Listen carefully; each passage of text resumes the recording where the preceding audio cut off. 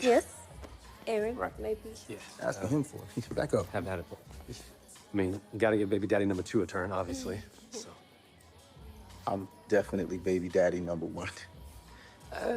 just because your boyfriend number 1 doesn't mean you're baby daddy number 1, just so we're clear. Okay.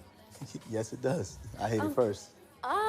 Hey, can we not do this in front of the kids? Maybe the kids? Yeah. My bad. I just Thank you. back to the. Okay, folks, if you didn't know, I know Instagram posted a clip yesterday of the salon scene with Zach, Karen, and Aaron. And even though she didn't say anything, I'm pretty sure Pam is going to get off a one-liner at some point. But in any case, go to Twitter. Go to the official Sistas Twitter account. There's an extended clip that's about 5 minutes long. The scene on Instagram shows Aaron feeling the baby kicking and then Zach giving it a shot. And then he and Aaron having a war of words and the clip ends. The one on Twitter has an extension of that where Aaron leaves and we have Karen and Zach talking for a bit. So make sure you watch that entire clip because that's what I'm going to talk about here in the video. Like and subscribe. Comment your thoughts when the video's done. Hit the notification bell. And let's get up in this thing because, oh my God, there's so much to dissect here. First things first, I was wrong. Some people brought up the fact, like, Jeremy, I don't think Zach is in his feelings in regards to Aaron. It's just the fact that Aaron probably says something slick. You know, in the promo, it showed, oh, yeah, well, we got to let baby daddy number 2 have his turn. This particular clip, my gosh. You know, I think the video I did was called, Why is Zach Still Jealous of Aaron? But at this point, the clip itself showed us that, number one, it's unnecessary drama. I feel like, given the truce these two had last season, I thought we had moved beyond the pettiness of it all. Seriously, I thought we moved past this crap. I think last season, didn't we go through some random drama in the episode where Aaron and Zach were over at Karen's apartment putting together cribs and Miss Lisa was there and I don't know. It was just like a macho standoff where it was Zach who was giving attitude and then Miss Lisa had to step in. But this time around, it's Aaron who's saying a whole bunch of, you know, snarky comments that didn't need to be made. One could argue that, you know, maybe this particular scene makes it where Aaron still feels some kind of way because it's one of the few times, and if I remember correctly, didn't I say it last week? Wow, Aaron showed up to the salon. Well, actually, the week before last. Aaron showed up to the salon unannounced, and Karen was actually smiling. There wasn't any rolling of the eyes or trying to act like she wasn't there. She genuinely looked happy to see Aaron. So here we have her sitting in the chair. Aaron's feeling the baby kicking and whatnot. And it seemed like they were bonding. But then you have Zach randomly popping up. And maybe Aaron was in that zone of, oh, here I go again. It's like, whenever it seems like me and Karen are making some sort of progress, Zach's name or he himself pops up out of nowhere and it steals my thunder.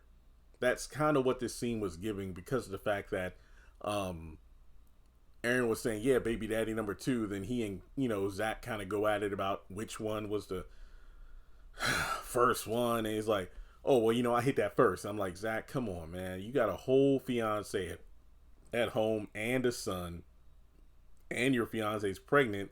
Neither of you seem to know it yet. There is no need to pull a Christopher Columbus and, you know, pin your flag in the ground like, you know, hey, I cleaned it first. It don't matter. It does not matter. So Zach is a bit, you know, taken aback when he tries to feel, but there's nothing.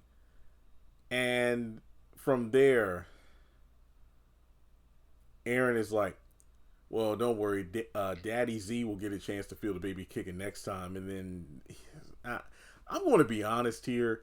I don't know what I'm tired of talking about the most, the pregnancy or just the senseless drama between certain characters.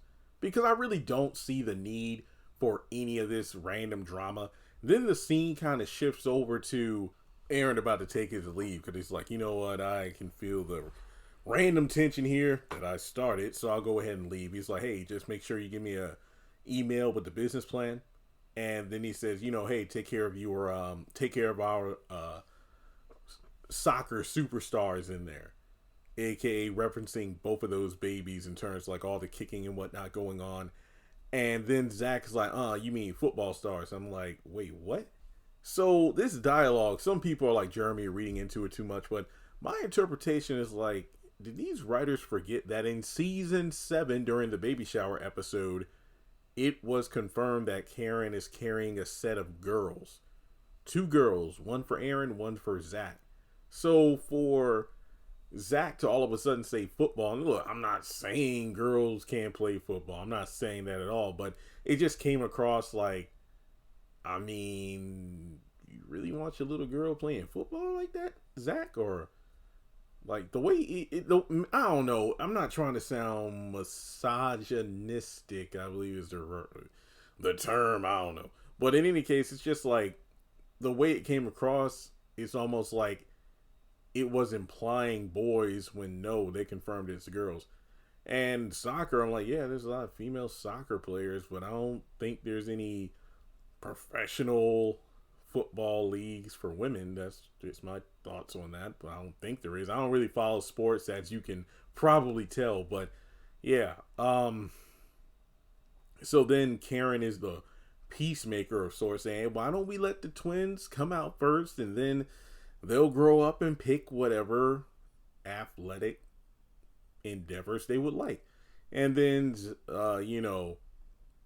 Aaron leaves, and then the conversation is pretty interesting from here, because you have Zach talking with Karen about how no, it's cool, he's a good guy, everything's cool. And then Karen's like, look who you talking to, just tell me what's going on.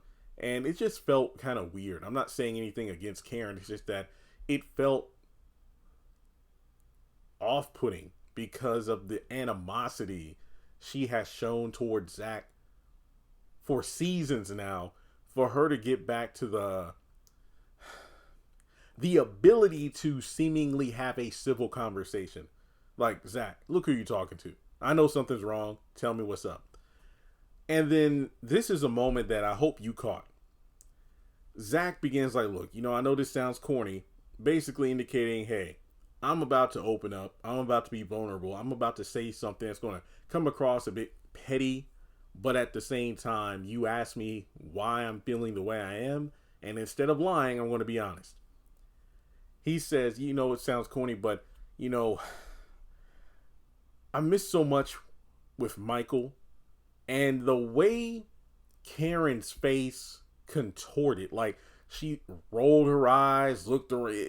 You could just tell the look on her face. She did not want to hear this. She did not want to hear it.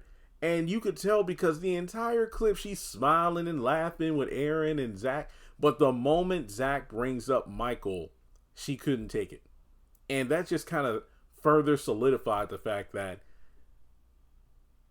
when it came to the majority of Sistas season 6 and the beginning of season 7, because Zach and Fatima's major storyline in season 6 was trying to find Michael, trying to get him away from, Heather.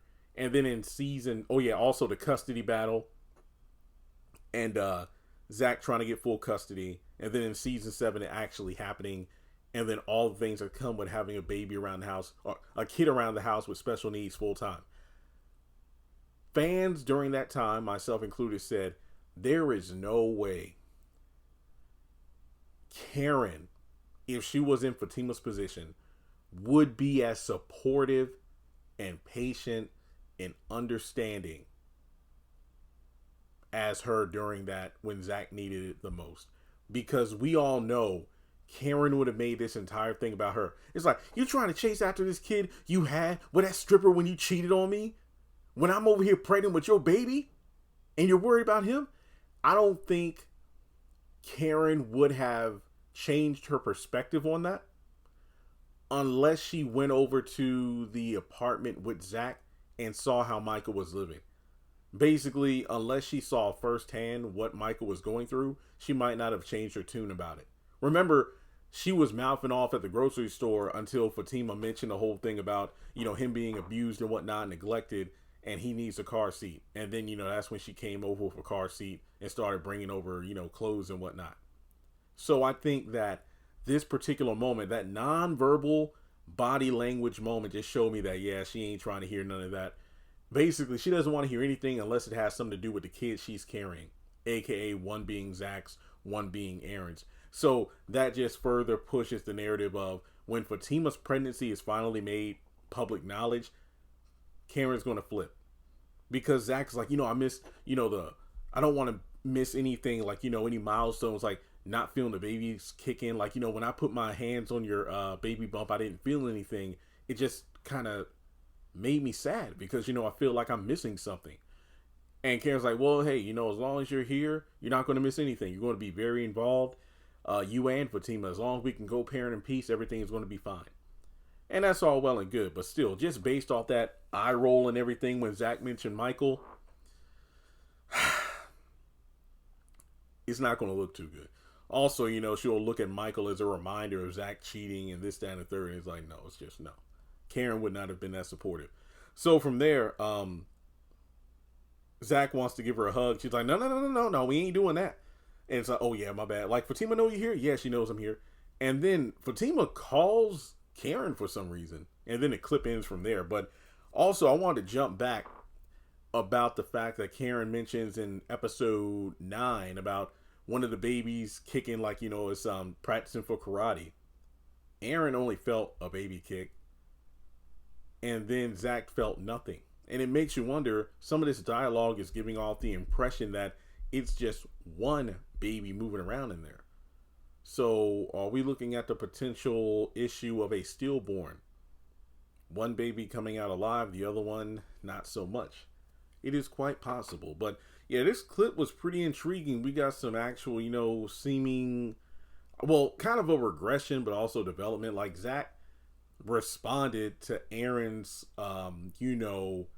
big talk, smart mouth. It wasn't just out of nowhere. And from there, he kind of had a moment where he was honest with Karen. And then she kind of just reinforced the idea that, oh yeah, we'll be fine working things out. So let me know your thoughts in the comments below. I think episode 11, something's going to go down and it's not going to be good. So like and subscribe, and I'll catch you in the next video.